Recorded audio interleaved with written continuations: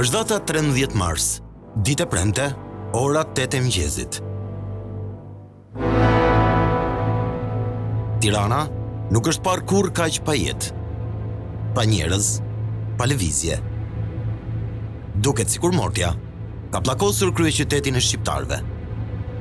Në fakt, është izolimi i detyruar nga koronavirusi.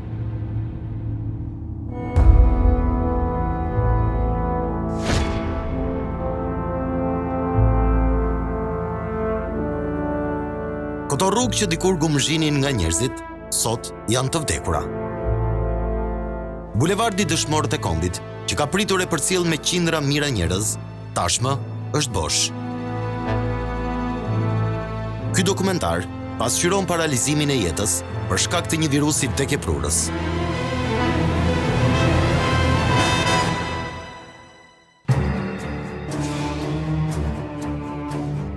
Heshtjen që ka pushtuar kryeqytetin e thyen her pas here një makinë bashkisë. Një altoparlant i vendosur sipër i lutet qytetarëve që të mos dalin nga shtëpia. Qëndroni në shtëpi, evitoni vendet me shumë njerëz. Qeveria ka vendosur izolimin si një masë domosdoshme për të luftuar një armik që nuk është i dukshëm. Një armik që të prek pa e kuptuar, edhe ti me njerë kthesh në një person që ke infektuar me 10 të tjerë.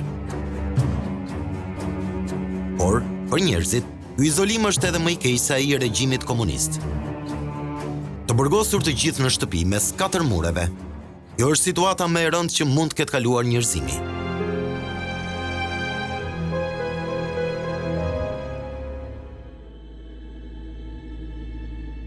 Në këtë top story, nuk do të flasim për efektet e COVID-19 dhe jetët që po merren në të gjithë botën. Ne do të përpiqemi të përcjellim ndryshimin social, kulturor dhe ekonomik që solli ky virus në Shqipëri.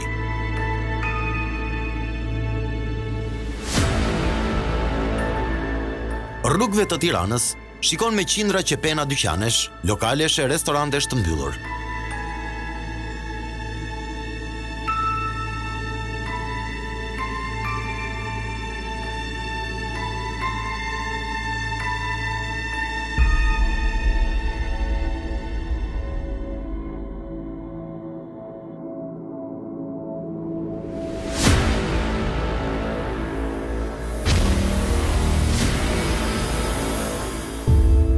Për shkak të vështirësive ekonomike, shikon rrallë edhe ndonjë dyqan të hapur, si ky që tregton aksesor.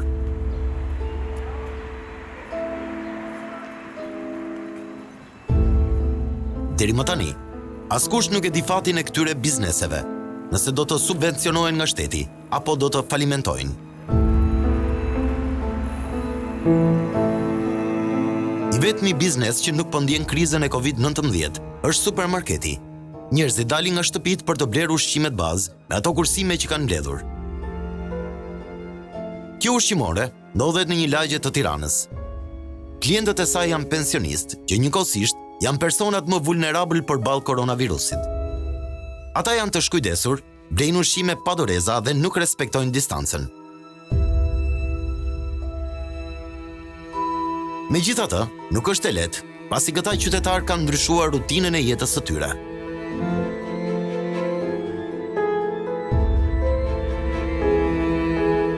Qytetarët dalin nga shtëpia vetëm kur ka nevojë për ilaçe apo ushqime.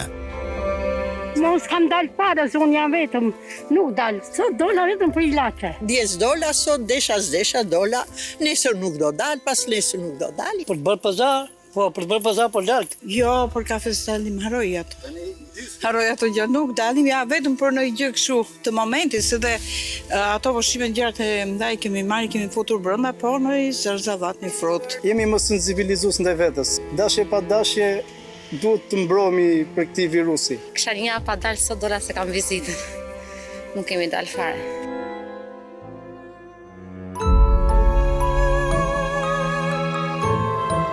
E njëjta situatë izolimi paraqitet tek fëmijët dhe tek të rinjt.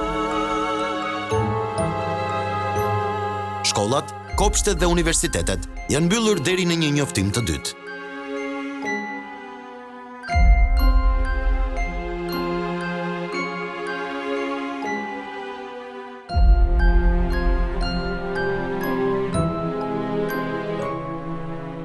Asgjë nuk është si më parë. Efektet e paralizimit të shoqërisë nuk e di asnjë se sa mund të zgjasin. Në rrugë, shikonen dhe fëmijë dhe prindër që kanë lënë punën dhe me padurim për të qëndruar të izoluar, kanë dalë në shëtitje.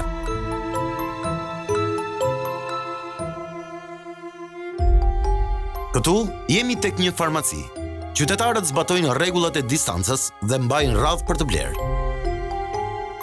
Duket diçka jashtë normales që të vret syrin që në momentin e parë kur e shikon.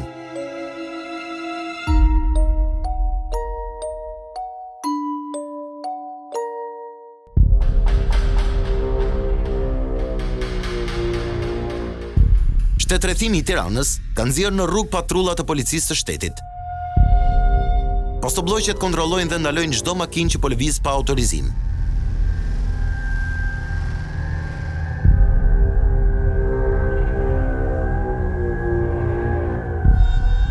Shumë prej qytetarëve që kanë shkelur rregullat janë ndëshkuar deri në 3 vjet heqje të patentës.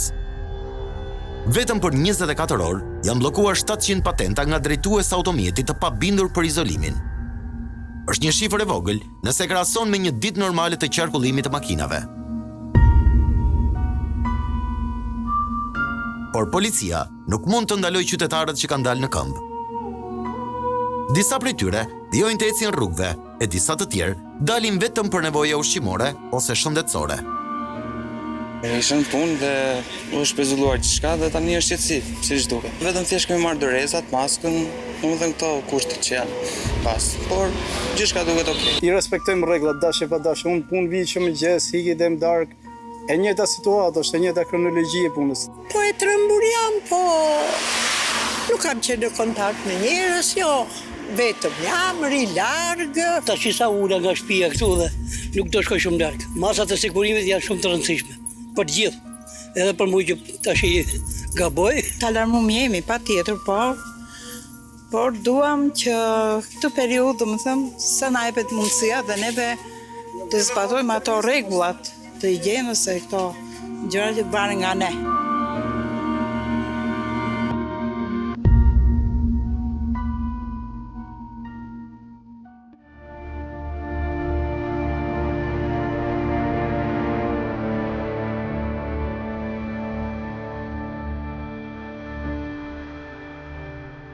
Tirana më shumë se kur duket e vdekur në mbrëmje. Nëse në fundjavë, ajo gjallëron nga njerëz që dalin për argëtim, me masat e izolimit, kjo mbrëmje së premtes është e heshtur. Asnjë klub nate, asnjë restorant apo pasticeri, asnjë lëvizje. Gjithçka e zymt.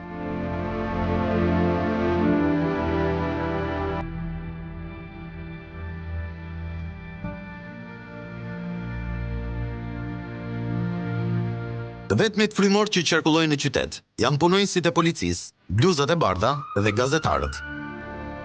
Ata kanë lënë familjen për të ushtruar profesionin përballë një virusi që mund të kushtojë jetën.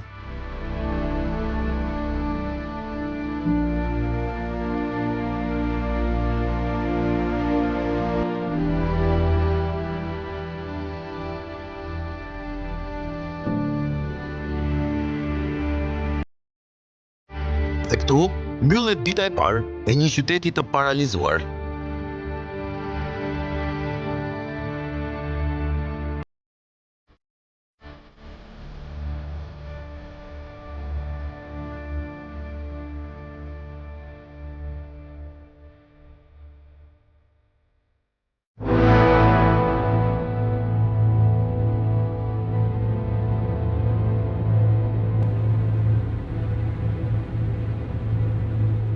Në qytet është paralizuar edhe transporti publik. Një pjesë e tyre nuk qarkullojnë, ndërkohë që pronarët e urbanit ankohen se shpenzojnë miliona lek me dezinfektues çdo ditë.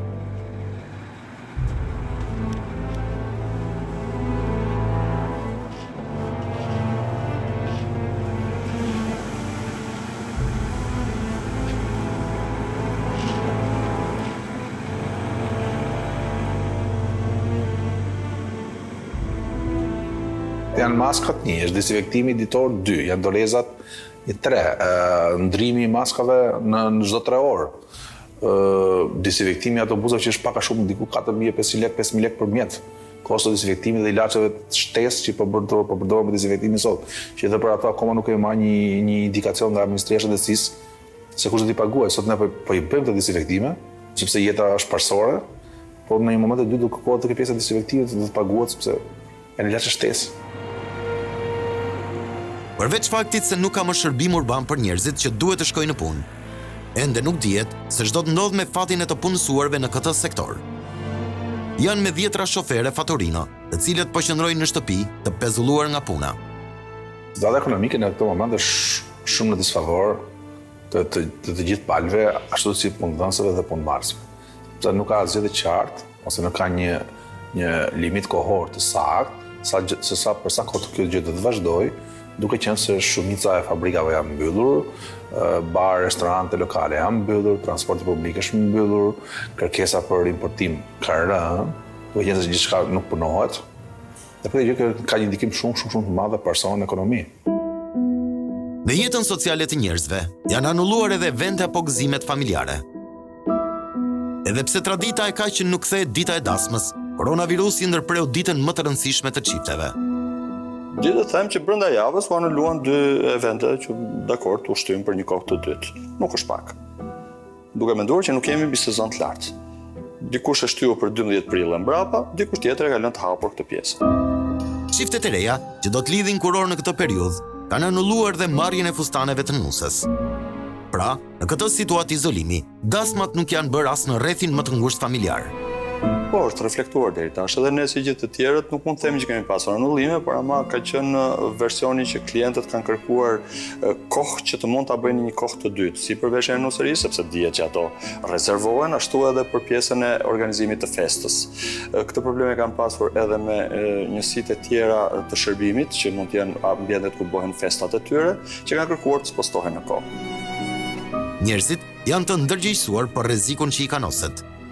Asnjëri prej tyre nuk do të merrte pjesë në një dasëm në këtë kohë virusi, edhe sikur të ishte familjari i tyre më i afërt. Por realisht nuk do shkoja. Me sinqert nuk do shkoja sepse kuptohet që shumë njerëz ka lloj shqiptare ose ka një kulturë të madhe në këtë drejtim. Edhe ka njerëz rastësisht edhe dëgjojnë në Facebook apo në media tuaja që thonë që më çfarë rëndësie ka ato gjëra ka të propagandës apo kështu. Pra nuk e kuptojnë në shumë rëndësi. E para nuk shkot për të mbrojtur jetën tënde, e ty të mbrosh jetën e dikujt tjetër. Sepse ti mund të jesh i sëmurë vetë pa e ditur dhe mund të bësh të tjerë të infektosh të tjerë, kështu që automatikisht duhet të bëhet zbatimi i ligjit. Vetëm medizimin në shtëpi. Karantina e famshme që themi të gjithë bashkë. Përveç gëzimeve familjare dhe datave të shënuara, është prekur edhe përcjellja e të vdekurve për në banesën e fundit. Trau i padukshëm i vet izolimit ka penguar njerëzit të kryejnë ritet dhe traditat ashtu siç janë të vendosura prej mira vitesh. Ceremonitë mortore këto ditë bëhen vetëm me njerëzit më të afërt të familjes. Edhe ata duke përdorur masa mbrojtëse. Agjencitë funerale për herë të parë përballen me masa të tilla kufizuese për të varrosur një person. Janë bërë të mundur që mos ketë grumbullime absolutisht sa më të vogla gjatë ceremonisë mortore, të cilat po kryen si thuaç me pak në qoftë edhe 4-5 vetë familjar. Të gjithë procedurat kanë ndryshuar këto ditë. Sipas zakoneve shqiptare, kur dikush ndërron jetë, ai mbahet të paktën për gjysmë dite në shtëpi për të vajtuar nga familja. Por, në këtë situatë rrezikut nga koronavirusi, kjo traditë nuk zbatohet. Jo më larg se tani që po flasim, kolegu im ndodh një shërbim mortor të kësaj natyre. Familjarët nuk kanë ardhur fare ke neve. Ne jemi njoftuar me telefon. Direkt trupi nga spitali Indieri që ka ndërruar jetë për rastin ton, ka ndërruar jetë ke spitali 5 për një vdekje natyrale. Vendrosur trupi në makinë në orën e caktuar. Është njoftuar zyra qendrore e shërbimit funeral, e po ashtu edhe e sharrës në rastin konkret. Dhe trupi me një makinë shoqëruese nga ana familjare si çdo përpara është drejtuar tani direkt drejt banesës fundit të Ndierit për këtë rast që po flasim. Kjo tregon një sakrificë të madhe nga ana e qytetarëve. Pasi të thyesh këto zakone, nuk është e lehtë. Në raste të tilla të epidemive, ata që besojnë në Zot tentojnë të afrohen më afër tij. Por, në institucionet fetare, grumbullimi besimtarve do të thot një mundësi e madhe infektimi. Megjithatë, krerë të komuniteteve fetare në vend u treguan të mirë kuptueshëm. Ata bën thirrje besimtarve të qëndrojnë në shtëpi. Ne vizituam një kishë ungjillore në Tiranë, e cila takimet e javore i bën çdo të premte në orën 18:00. Nëse takimet do të vazhdonin si gjithmonë, në këtë ambient do të hynin e dilnin mira njerëz dhe kjo do ta kthente në një vend shumë të pasigurt.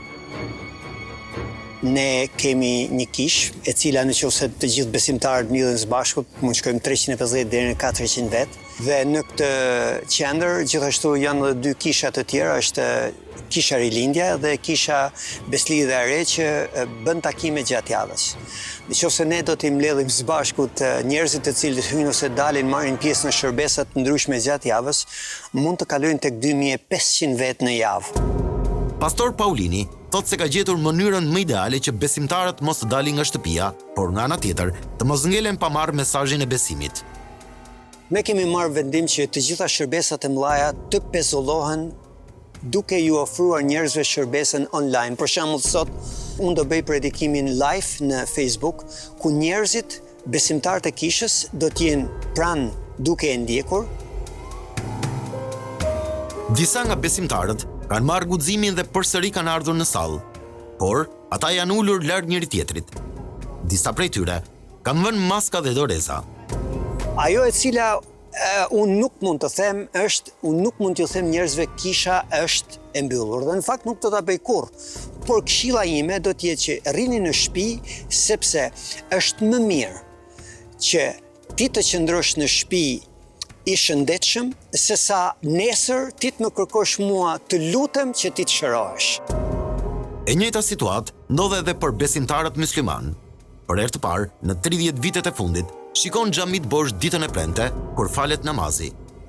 Për një besimtar musliman të devotshëm, është tepër e vështirë të mos frekuentojë xhamin ditën e premte.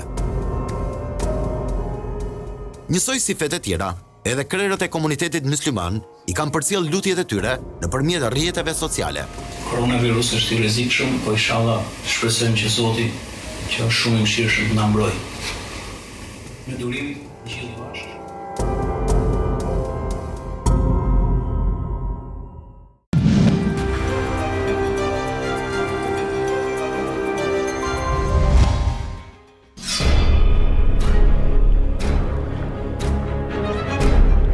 Pothuaj se çdo aktivitet dhe çdo fushë e jetës që ka bërë stop nga koronavirusi, shqiptarët do ta kenë të fiksuar në mendje gjatë. Në bisedat tona do të kujtojmë kohën kur nuk kishim kafenen, nuk kishim makina, nuk kishim restorante dhe nuk na lejohej të jepnim dorën njëri tjetrit.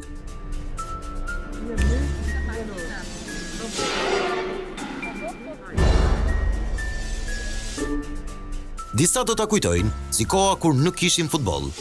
Masat për ta parandaluar këtë virus prekën edhe sportin. Pothuaj se çdo kampionat në Europë sot është pezulluar. Janë me 10 lojtarë që kanë rezultuar pozitiv me koronavirus. Në datën 12 mars, Federata Shqiptare e Futbollit njoftoi se ka pezulluar të gjitha ndeshjet e kampionatit shqiptar. Ndërkohë, klubet kanë marrë masat e duhura dhe i kanë dërguar lojtarët në shtëpitë e tyre. Me datë 12 mars, ne mbaruam sasën servitore.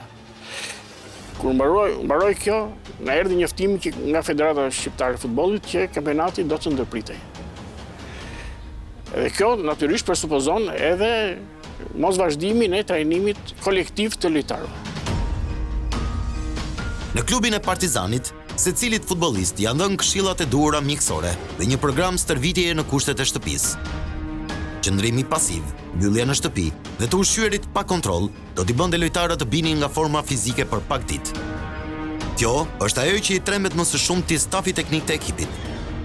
Për të shmangur një gjë të tillë, mjeku i skuadrës së Partizanit, Dimosten Gjini, është çdo ditë në kontakt me lojtarët. Në ndoqën disa nga bisedat e tij me futbollistët e Partizanit. Alo, Bardhi, që keme? Si dukesh? Me këtë gripin, me këtë virusin? Ja, s'ka probleme, kisha që ka të shpinë nuk është dhe një. Po për zbatimin e programit që kemi dërguar për jetin? Që bëhe shqiptarë, të një dhe një shumë se mbarobo. Qa bëre sot? Atë program që ka të bërë me pjesën e poshtë në këmbëve dhe pjesën e lashtë, do të poshtë shpije ku pas shumë. Okej. Diçka vetëm pjesën e metrie diçka. Si po kalon këto ditë? Mirë fare me familjen time kam marrë në Vlorë të prindërit e mi dhe se kam mundësi më shumë të se është shtëpi private dhe je më mirë. Okej, ri në karantinë kryesisht apo del? Deri tani këto 2 ditë nuk kam dalë fare. Okej, shumë mirë. Dhe kaq. Në shqetësim në familje me këtë situatë? Jo. Tani çdo gjë është mirë, okay. Okej, në rregull. Po me programin që kemi dërguar për trajnimin e masat edhe çfarë vëmendje duhet kesh për mbajtjen e formës sportive, dietës e tjerë e tjerë? Deri tani do ke u imbaj gjitha dhe këto që na shpjeguat ju për pjesën e kësaj të koronës dhe pjesën e programit servitor që na dërguat në program biles unë pak minuta kam që mbarova programin e servitjes edhe kaq. Ku e bën programin e servitjes? E bën në shtëpi apo e bën në ambiente të jashtme? Programin e servitjes e bëj këtu kam motor të jashtëmisë të madhe dhe zhvilloj këtu servitjen. Si e ndjen veten? Si e ndjen veten? Veten e ndjen shumë mirë. Se kjo është një periudhë e cila nuk është 2, 3 apo 5 ditë, ajo nuk dihet sa do shkojë. Kështu që ka shumë rëndësi të mbash formën sportive, e dietën e tjerë e tjerë. E kemi thënë që asnjë kilogram nuk duhet të vish mbi peshë ti dhe gjithë shokët e tu në stërvitjen e parë që do bëjmë. Situata e pazakonte pezullimit të jetës në vend ka prekur të gjithë sistemin e drejtësisë. Të gjitha proceset gjyqësore u pezulluan si një masë parandaluese ndaj virusit. Aktualisht është në përgjithëta e gjykimit, nuk ka më seanca gjyqësore për themel, që ka lidhje drejt për së drejti me kufizimet e lirisë, sepse 2 javë pa u gjykuar dhe afatet e paraburgimit të ecin. Kjo nuk është në favor të drejtësisë, por koha ose kjo lloj gripi, cilën ndodhet edhe Shqipëria tani në zonën e kuqe, duhet të respektuar. Top Story bëri një vëzhgim në përgjykatat në një ditë që duhet ishte ditë normale pune. Në hyrje të institucioneve, qëndronin njoftimet që tregonin pezullimin e gjykimeve. Dikur, këto qytetarët endeshin nëpër korridore për të ndjekur një proces gjyqësor. Pezullimi i sistemit gjyqësor do të thotë më tepër pritje dhe më tepër zvarritje në dhënien e një vendimi. Aktualisht në sistemin gjyqësor dhe ne avokatët po vazhdojmë normalisht seancat që kanë të bëjnë lidhur me masat e sigurisë, zvendësimet, caktimin e masave të sigurisë, që do të thotë që afatet po respektohen, ndërsa gjykimet e merl është një situatë jo e qartë që për 2 javë mund të kalojnë dhe afatet e paraburgimit në çështjet që janë në gjykim. Zgjatja e gjendjes së emergjencës mund të prodhojë situata të paqarta ligjore. Pasoja mund të jetë rëndimi apo ndoshta zbutja me të patë drejtë e pozitës së personave të akuzuar për vepra penale. Urojmë që kjo situatë të jetë sa më shpejt, sepse afatet e paraburgimit të ecin, koha kur duhet përfundojë një çështje gjykimi varet nga masat e dënimit. Prandaj, si një i fajshëm apo një i pafajshëm, pret me padurim procesin. Është një kohë jo normale e jashtëzakonshme, nuk ka ndodhur ndonjëherë, por që të gjithë duhet ta respektojmë. Avokati Visha tregon se në këtë situatë epidemike, edhe ato pak veprimtari që vijojnë në sistemin e drejtësisë, kryen duke respektuar masat parandaluese ndaj virusit COVID-19. Në gjykata, në seanca gjyqësore dhe trupi gjykues, avokatët e të gjithë janë me masa mbrojtëse, ashtu si dhe në sistemin e burgjeve është një situatë për cilën pa masa mbrojtëse nuk mund të lejohet të futemi. Në Tiranë e kudo tjetër ka ndaluar edhe jeta artistike. Kinemat janë mbyllur, po ashtu sallat e teatrit. Ne intervistuam Artan Imamin, njërin nga regjisorët që sapo kishte filluar premierën e shfaqjes së tij, Don Juani. Njerëzit përsëri ishin të ndërgjegjësuar sepse në premierë nuk ishte mbushur salla. Domethënë që sallat mos mbushe plot në premierë ne dham datë 6, 7 edhe 8, nuk ishte ndodhur ndonjëherë. Pra njerëzit rinë në shtëpi, nuk dalin. Ishte pa mend të grullonin njerëzit, edhe ishte dita hënë, nuk ishte shfaqje, për lajmërimin për ata që kishin prerë bileta, të vinin, o t'i ruanin ato bileta, për kohë më të mira, ose të vinin të merrin paratë më rapsh. Imami mund të konsiderohet regjisori më pafat që ka vënë në sken Don Juanin e Molierit. Të njëjtën shfaqje, ai e ka vënë në sken shumë vite më parë, por edhe atëre ju ndërpre.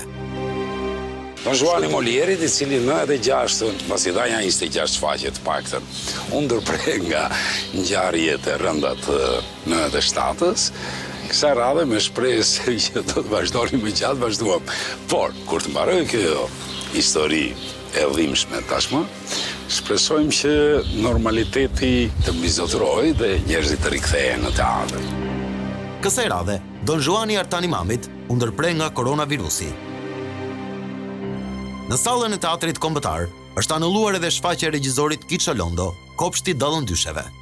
Ne e telefonuam zotin Londo për një intervistë, por ai nuk pranoi të dilte nga shtëpia për shkak të izolimit nga COVID-19. Koronavirusi preku edhe median.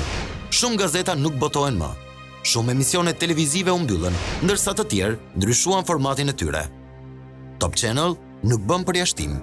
E para mas që humor ishte heqja e publikut nga studio televizive. Është epoka e re e studios së televizionit, të jemi në studio në procesi sportiv, po dhe ashtu dhe tek e diella ne kemi nisur, nuk kemi ndërprer për asgjë moment transmetimet tona. Ideja është që duhet mësojmë dhe t'i shërbejmë publikut gjerë edhe pa publik. Pra është punosh në kushtet e reja. Elementi i rëndësishëm si ke procesit dhe ke diella është publiku, ne kemi interaktivitet shpesh me këta, madje ke proces sportiv kemi kërkesa për publik pafund nga ekipet e shumta amatore të shumëllojshme, por jemi detyruar të respektojmë. Do bëjmë televizion pa publik, të faktën në këto 2 programe, po publiku është penguar në Top Channel që ditën e parë që doli kjo emergjenca e koronavirusit, kështu që gjithë programet do bëjmë pa publik. Portokalli, programi më i ndjekur i humorit për shqiptarët, për herë të parë në historinë e tij, u bë gjithashtu pa publik. Aktorëve ju mungoi ndërveprimi me sallën, të qeshurat dhe duartrokitjet që janë energjia e skenës. Padyshim që është një situatë jo normale, sepse kjo është një shfaqje ndërtuar për një publik salle dhe sigurisht pastaj për publikun televiziv, por sa t'i humnim të dyja, sigurisht preferuam që të humnim atë të sallës dhe të fitonim atë televiziv. Ne menduam se nuk do të ishte arsyeshme që Portokallia që prej 17 vjetësh nuk mungon në ekranin e Top Channel në ditën e diel, të mungon të shqiptarëve dhe në këtë situatë. Mendojmë që është një emision i dashur për publikun, është një emision i cili përcjell mesazhet e duhura tek publiku dhe në këtë kuptim vendosëm që të mos i mungojmë publikut. Jo vetëm që publiku nuk është pranuar në sallë, por edhe trupa e aktorëve dhe stafi ndihmës kanë marrë të gjitha masat mbrojtëse, duke nisur fillimisht nga distanca në skenë. Të gjitha masat që qeveria shqiptare ka sugjeruar edhe ekspertët, ne kemi provuar dhe kemi realizuar të gjitha ato gjërat që sigurisht nuk duhet bëhen në sken, po edhe në backstage, kështu që mendoj që nuk do të kemi asnjë problem të kësaj natyre. Në studiot e spektakleve, ndryshoi edhe qëndrimi i moderatorit përballë të ftuarve dhe gjithashtu numri të ftuarve në panel. Kemi 2 metër largësi nga njëri tjetri, kemi ullë numrin e të ftuarve, me kolegen time jam distancë, kështu që e njëjta gjë edhe tek e diella në skenat masive, sepse thonë po të respektosh distancën dhe kushtet e tjera të rëndësishme, minimizohet maksimalisht rreziku. Detyra jonë është që të vazhdojmë të shërbejmë njerëzve me tjetër ritëm. Kemi marrë masa edhe më drastike që nuk kemi të ftuar në studio. Por filluam avash të paksonim numrin e të ftuarve, nga që mund të kisha 4 apo 5 të ftuar. Shkuam 3, 2, 1 vetëm mund ballë për ballë me të ftuarën, derisa erdhëm në realitetin ku shkojmë përmes lidhjeve direkte apo lidhjeve Skype dhe madje kemi bërë edhe shaka me redaksinë, kemi bërë edhe në titull tekstrisha që po trokasim në Skype-in e. Programet do të vazhdojnë, por tashmë më pak të ftuar ose me lidhje nga shtëpia. Teknologjia krijon lehtësi të mëdha në këtë rast. Madje nuk është vetëm komunikimi me të ftuarit, por edhe mbledhjet e redaksisë bëhen online. Vjen stafi domosdoshëm. Domethënë mundohemi t'i bëjmë me rotacion gazetarët, unë koordinatorja dhe gazetarja që ndjek edhe gjithë punën, pastaj Adela që ndjek gjithë punën e webit, të postimeve, të videove, ne jemi treshja që nuk mungojmë dot asnjëherë, ndërsa pjesa tjetër e gazetarëve e bëjmë me rotacion dhe i kam bërë orar. Orën 10 të mëngjesit bëjmë ledhje në grup. Është shumë kollaj tani. Si aktorët e Portokallis, si moderatorët, kameramanët e studios e kushdo tjetër ka marrë masa duke mbajtur doreza e maska. Puna vazhdo në kushte jo normale, por të përkushtuar që 3 milion shqiptar të mos u mungojnë informacioni dhe programet televizive. Personalisht e kam vështirë të bëj televizion me maskën edhe me dorashkat.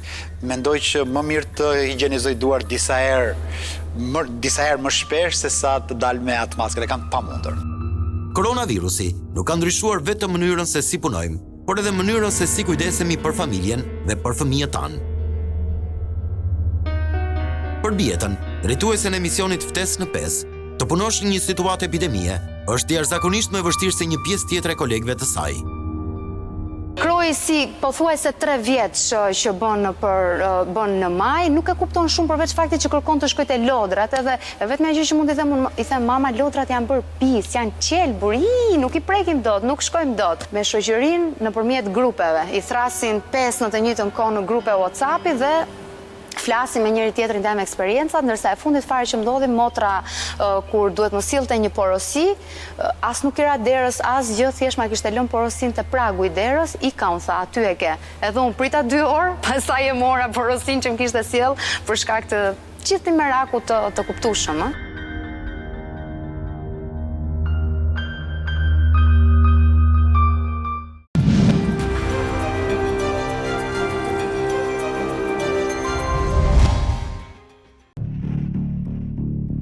Tani, do të kalojmë në një moment tjetër delikat që lidhet me krizën ekonomike që sjell COVID-19. Sot, me rëndësi është jeta e njeriut dhe shumica e masave kufizuese për ligjen. Por, shumë shpejt do të ndihen pasojat e rënda ekonomike. Italia, i cili është vendi që po kalon situatën më të rëndë nga koronavirusi, është njëkohësisht partneri kryesor tregtar i Shqipërisë. Mjafton të themi që shuma e shkëmbimeve tregtare eksport-import mes dy vendeve shkon në plot 8 miliard euro në vit për të kuptuar pasojat e rënda ekonomike. Qarkullimi i qytetarëve mes vendeve është ndaluar dhe në këtë drejtim, impakti do të ndihet tek kompanitë e transportit të udhëtarëve dhe agjencitë turistike. Aktualisht, shkëmbimet tregtare vijojnë në mënyrë të pandërprer, duke ndjekur udhëzimet e sigurisë. Pavarësisht kësaj, pasojat e para kanë nisur të ndihen. Referuar të dhënave zyrtare, në muajin janar të vitit 2020, eksportet me Italinë kanë rënë në 2.8%. Në vlera nominale, kjo përbën një humbje miliona euro për bizneset shqiptare, që klient kryesor kanë Italinë me gati 48% të totalit të mallrave të eksportuara. Italia zë vendin e parë dhe sa i përket importeve në vendin ton, me plot 25.3% të totalit. Investimet e kompanive italiane përbëjnë rreth 9% të totalit të investimeve të huaja në vend. Edhe pse është ende erët për të folur për pasoja, kryetari i dhomës së tregtisë me Italinë, Antonio Nidoli, ka dhënë disa propozime konkrete se si dëmet të minimizohen. Potrebbero risultare utili alcuni interventi come la sospensione dei versamenti degli adempimenti tributari, contributivi e assistenziali a carico di imprese e lavoratori, la riduzione del 50% delle tasse comunali sui fabbricati utilizzati dalle imprese, la sospensione per il periodo di imposta 2020 della plastic tax e delle accise sui combustibili utilizzati nei cicli produttivi, il rinvio della deadline del 30 marzo per il deposito dei bilanci, spostandolo almeno al 30 giugno. Siç duket, kësaj situate të pazakont nuk i ka shpëtuar as zoti Nidoli, i cili është i detyruar të lërë Shqipërinë dhe të rikthehet në Itali pranë familjes. Nga banesa, ai ka dhënë këtë mesazh për Top Story. Në propozimet që ai bën për autoritetet shqiptare, bëjnë pjesë edhe disa masa që sipas tij mund të minimizonin pasojat, jo vetëm për bizneset, por edhe për punëtorët që rrezikojnë të humbasin burimin e të ardhurave të mbijetesës. Consentire alle società, in caso di blocco di attività, di mettere in assistenza sociale i dipendenti senza doverli attivare la procedura di licenziamento.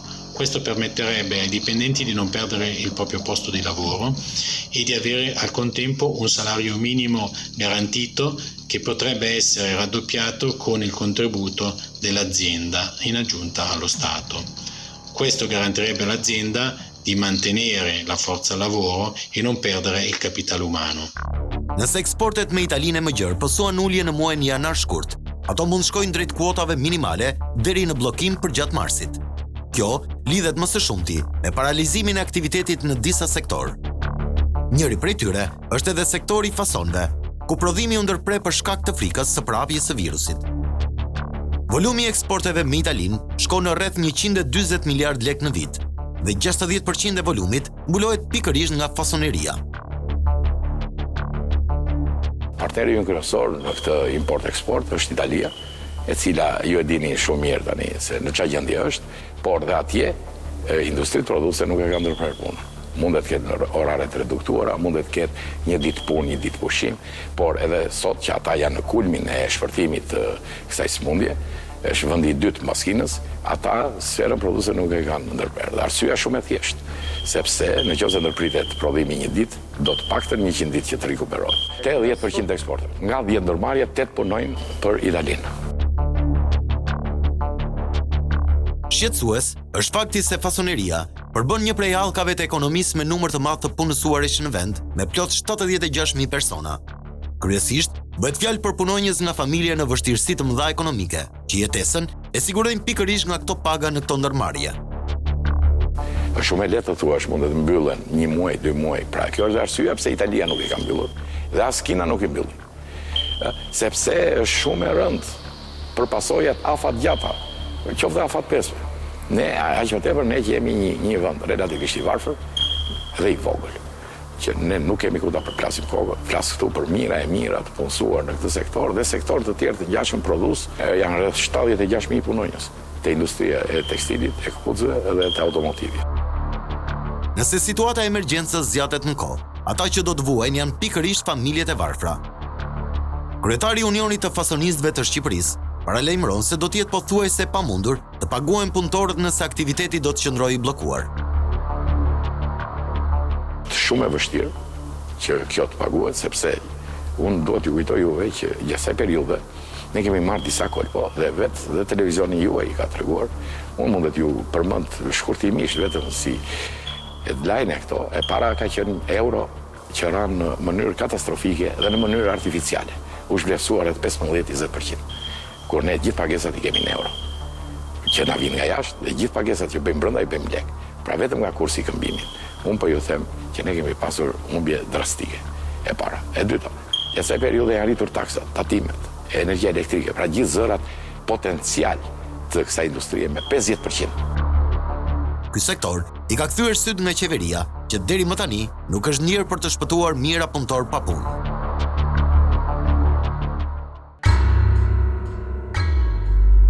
Kur për biznesin e madh, kjo betejë me koronavirusin sjell dëme të mëdha, për të vegjëlit mund të çojë deri në faliment. Sot aktiviteti i biznesit të vogël është paralizuar, përjashtuar sektorin e tregtimit të produkteve ushqimore. Ditën e parë, kur paniku ishte prezent, qytetarët vrapuan për furnizime. Por gjatë ditëve të izolimit, xhiroja ditore ka prekur nivelet më të ulta për këto subjekte. Zonja Sadete, pronare e një bulmetore, e thot se gjatë ditëve të karantinës punon vetëm pak orë gjatë paradites. Niveli i xhiros nuk i afrohet sipas saj as ditëve më të dobta në kohë normale.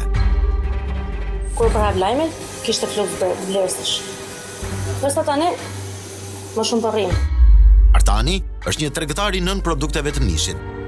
Ai ka të njëjtin shqetësim se xhiroja ditore nuk justifikon vijimin e aktivitetit. Sipas tij, produktet që tregton nuk janë rezistente për një kohë të gjatë dhe humbja mund të jetë e madhe.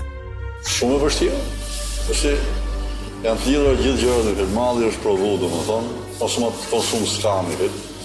Kështu që pasojat kuptohet që janë patjetër, pra, dhe kjo pastaj ka pasojat e vetën, që malli po su konsumohet. I bën që se ka dhe jo afatet e veta të përdorimit. Nëse kjo gjendje e jashtëzakonshme do të shtrihet në kohë, rrezikun e falimentit e ndjejnë jo vetëm bizneset që sot janë të mbyllura, por edhe subjektet e vogla që po vijojnë aktivitetin në një kohë epidemie. Shpenzimet vazhdojnë, qira, tatime, punëtorën, po shpesu ta kaloj. Po, në rast se zgjatë shumë edhe malli do prishet, shpenzimet do vazhdojnë. Keq është puna. Skenari me keq është kur të mbyllen fare domethënë. Se drejta saj duket se po shkon. Nuk është se ka një ndryshim këtu. Taksat janë pa ato, qiraja është pa ajo, shpenzimet janë pa ato më shumë. Korrenti gjithë, i kuptohet. Hoteleria është ndër sektorët më të prekur nga përhapja e koronavirusit në Shqipëri. Shumë hotele janë në prag falimentimi. Asnjë turist nuk ka mbërritur në Shqipëri gjatë këtyre 2 javëve të fundit.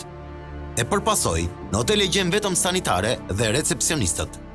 Për të kuptuar dëmin që po i shkaktohet nga koronavirusi, mjafton të marrësh në referencë Hotel Tiranën në qendër të kryeqytetit, i njohur si 15 katshi. Në një okupant pothuajse 0, më themi 1%, janë jashtëzakonisht më pak se 10 persona të akomoduar në hotel. Normalisht gjithë janë larguar dhe ata pritet, thjesht mbase nuk kanë gjetur biletat e duhura, ata të priten të largohen.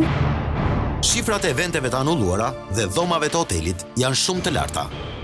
Bëhet fjalë për një dëm prej miliona eurosh dhe ky vetëm në një hotel të Tiranës.